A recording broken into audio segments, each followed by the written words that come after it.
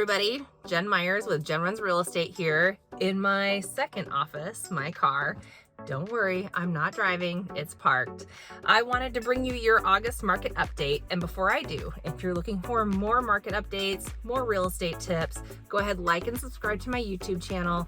Make comments down below. I would love to answer any questions that you guys have. Let's start a dialogue. So let's dive in today. We're talking about the recession and what that does to the housing market.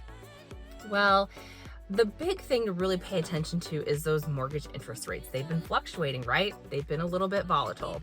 Now, last month we talked about how towards the end of the recession, the Federal Reserve drops those mortgage interest rates and the housing market pulls us out of the recession.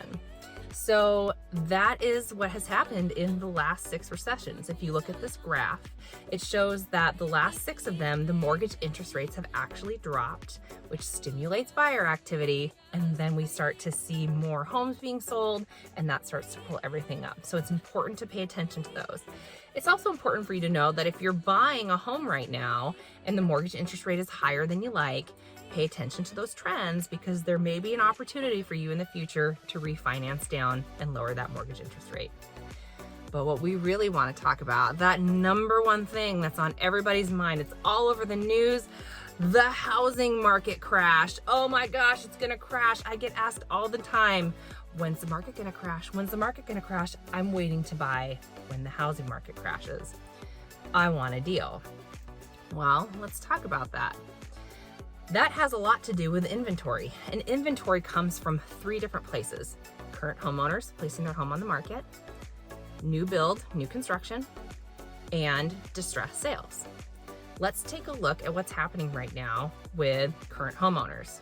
Now, for a while, we've been sitting under a month of inventory nationally. There's just been very, very low inventory, which is why we're seeing crazy offers coming all over the place. Nationally, now we're sitting at a little over 3 months. And in Oregon, we're sitting a little over a month of inventory. For a neutral buyer's market, buyer-seller market, there has to be 6 to 7 months of inventory. For a buyer's market, there has to be 7+ months of inventory. So we're not even halfway there nationally. So we just aren't seeing that amount of inventory on the market to have that type of effect. New construction. Nationally, builder permits have been pulled out at about 1.6 million, but only about 1.3 million are expected to be completed. So builders are watching what's happening with the interest rates, what's happening with the inventory, and they're going, we're gonna pump the brakes. We don't wanna experience 2008 again. We're gonna slow it down. And then that foreclosure market, that's what people are really waiting for, right? I wanna buy that cheap home. I wanna get a great deal. Well, in 2009, 2010, there were about 2.8 to 2.9 million foreclosures, which is extremely unfortunate.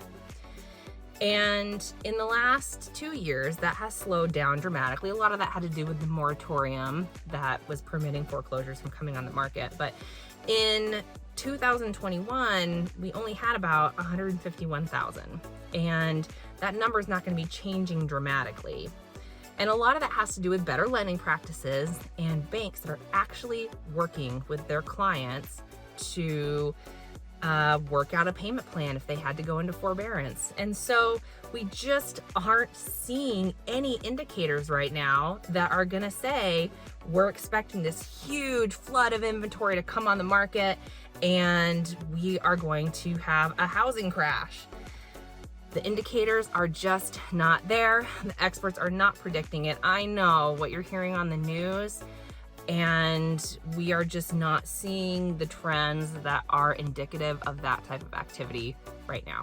So that's what I have for you today. I hope you had a great summer. We're heading into fall. We're heading into the last part of the year. I'll continue to keep you posted. Thanks for tuning in, and we will see you soon.